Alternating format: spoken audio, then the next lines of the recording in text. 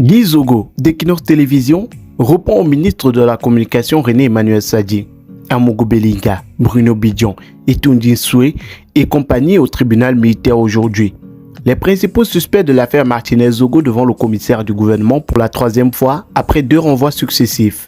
Le sort de Sieur Amogo Belinga, Bruno Bidjan, Justin Danwe et Toundine Soué et compagnie sera-t-il connu aujourd'hui?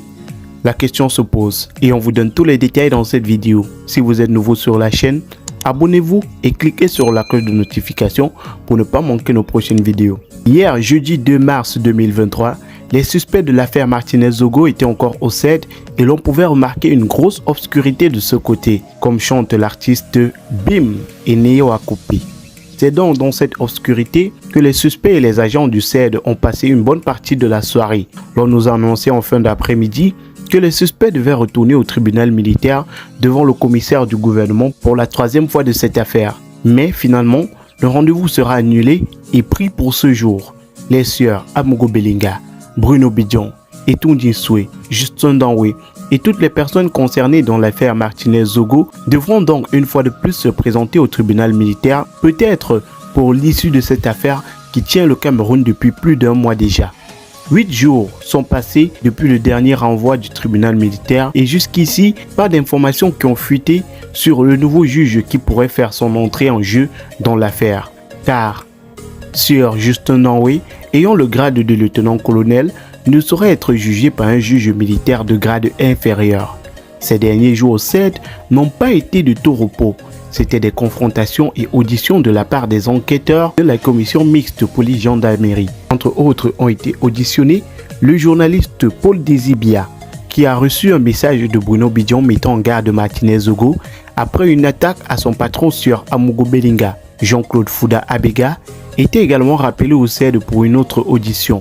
Ce proche à l'homme d'affaires Amogo Belinga avait déjà été gardé à vue pendant 7 jours dans le cadre de cette enquête avant d'être relâché. Arthur Essomba aussi a été interrogé cette semaine. Il est accusé d'avoir joué l'un des rôles clés dans la filature et l'enlèvement de Martinez Zogo. Joël Essing est en direct du secrétariat d'État à la Défense pour avoir les dernières informations relatives à l'assassinat de Martinez Zogo. L'électricité se sont mêlés un peu de l'affaire ce soir et il y a une grosse coupure et il fait nuit noire au moment où je vous parle. Et derrière moi, le groupement territorial de la gendarmerie est plongé dans le noir. On ne voit plus l'activité habituelle qu'on a ici avec ces va-et-vient des véhicules et le portail qui s'ouvre, mais tout est fermé. Et aujourd'hui, c'était donc la grande annonce selon laquelle les suspects devaient retourner devant le commissaire du gouvernement. L'information a été confirmée alors qu'il était 12 heures, un peu plus de 13 heures exactement ici dans la capitale. Mais il n'en a finalement été rien selon nos sources. Finalement, le rendez-vous devant le commissaire du gouvernement a été annulé. Il est maintenant pris pour demain. Même si d'aucuns continuent à supputer qu'il pourrait avoir des mouvements, que quelque chose pourrait se passer ce soir, on n'en a pas la certitude. L'un des conseils dont nous ne donnerons pas le nom ici nous a dit rendez-vous au prix effectivement pour demain. C'est donc au terme de 8 jours de complément d'enquête ou alors de retour devant le secrétaire d'État à la défense des suspects que ce retour devant, l'accueil devant le commissaire du gouvernement va se faire comme celui-ci l'a indiqué selon les termes même de la loi, parce que lorsque les inculpés, lorsque les prévenus, les suspects exactement, reviennent au secrétaire d'État à la défense, il faut bien respecter les délais de garde à vue et nous sommes tenus par ces délais de garde à vue. Il va donc falloir retourner devant le commissaire du gouvernement. Alors, il restait une question en suspens, c'est celle de la nomination d'un juge militaire. À l'heure qu'il est, on n'a pas plus d'informations. Y a-t-il une option à ce sujet qui permet de savoir exactement ce qui sera fait? Est-ce qu'il y aura un nouveau soit fait retour? C'est-à-dire que est-ce que les suspects retourneront une nouvelle fois au secrétaire d'État à la défense? Toutes les options sont ouvertes. Mais ce qui est sûr, pendant les 7 jours qui viennent de s'écouler, les enquêteurs de la commission mixte ont repassé au peigne fin toutes les options, tous les suspects.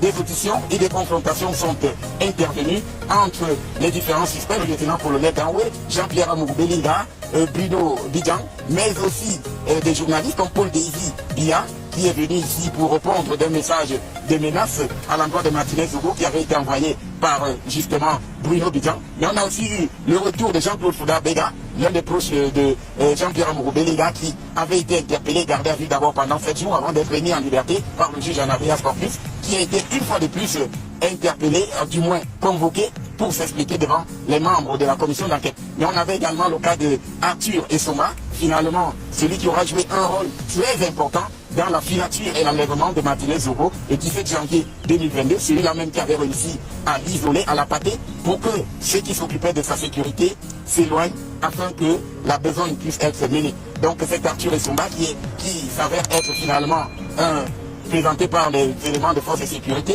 comme quelqu'un de très peu fiable, a donc été aussi auditionné et entendu par les membres de la commission qui savent exactement maintenant qu'est-ce qui a été fait, quel a été son rôle dans cette affaire crapuleuse qui a conduit à l'assassinat de Martinez Zogo. Rendez-vous donc est pris pour demain pour le tribunal militaire devant le commissaire du gouvernement qui dira exactement quel est le sort réservé aux inculpés dans l'affaire de l'assassinat du journaliste Martinez Zogo.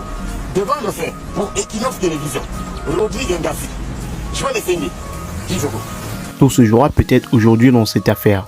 Sera décidé à la fin de cette journée si les présumés iront en prison, rentreront libres ou retourneront encore au CED.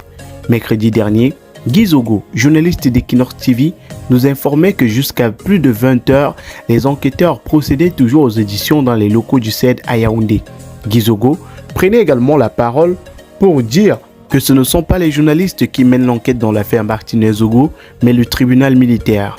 Les journalistes ne font que rendre compte selon les informations qu'ils disposent sans entrer dans les détails des auditions. Pour lui, on ne saurait accuser les journalistes d'influencer le procès ou la perception que l'opinion a de l'affaire. Guy Zogo explique que ceux tenus au secret dans l'enquête sont les enquêteurs, les avocats et les membres de la commission d'enquête. Il dit que les journalistes se contentent uniquement de faire des comptes rendus. Certainement, cette sortie répond au ministre de la Communication, porte-parole du gouvernement, René Emmanuel Sadi, qui a rendu public un communiqué il y a quelques jours dans lequel il invitait les médias au secret de l'enquête. Il n'y a plus de retenue.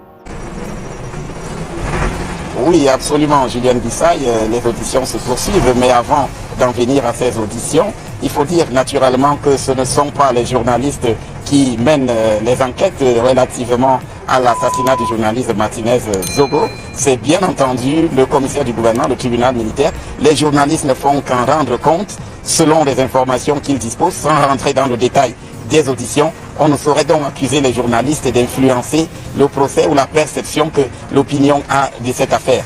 Le cours de ce procès, naturellement, effectivement, ce sont ceux qui concourent à ce procès, ou du moins à l'expression de la justice des enquêtes dans cette affaire, qui sont tenus au secret. Il s'agit naturellement des enquêteurs eux-mêmes, des avocats et de tous des membres de la commission d'enquête qui sont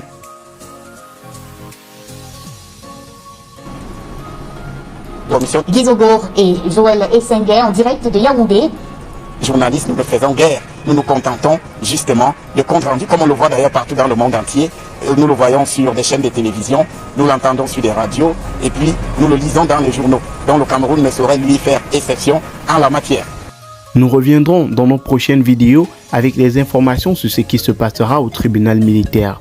Si vous ne l'avez pas encore fait, abonnez-vous et cliquez sur la cloche de notification pour ne pas manquer nos prochaines vidéos. Et surtout, n'hésitez pas à liker la vidéo et laisser un commentaire. Nous trouvons, c'est Jean-Claude Fouga Abega, l'un des proches, le directeur d'exploitation de Vision 4 Télévision, qui était attendu ici devant la commission mixte ce jour. Il y est passé. Son audition a été longue. Il faut rappeler que Jean-Claude Fouga Abega avait déjà été interpellé et gardé à vue pendant une semaine avant d'être remis en liberté par le juge en habeas corpus, qui avait donc estimé à cette époque qu'aucune charge ne pouvait être retenue contre ce proche de Jean-Pierre Amourou Belinga. S'il a été rappelé, c'est que les enquêteurs estiment qu'il y a de nouvelles questions qui peuvent lui être posées effectivement sur un certain nombre d'éléments qui sont nouveaux dans cette affaire. Mais on parle également de la Nounou qui avait été interpellée il y a quelques semaines aussi, qui doit répondre devant les enquêteurs d'un certain nombre de préoccupations qui portent entre autres souvent sur la dissimulation de certains éléments qui auraient pu permettre aux enquêteurs d'avancer rapidement, mais ce qui n'a pas toujours été le cas dans cette affaire. Certains proches de Jean-Pierre Amourou Belinga étant donc à cet effet interpellés par la commission d'enquête pour qu'ils puissent justifier cette attitude.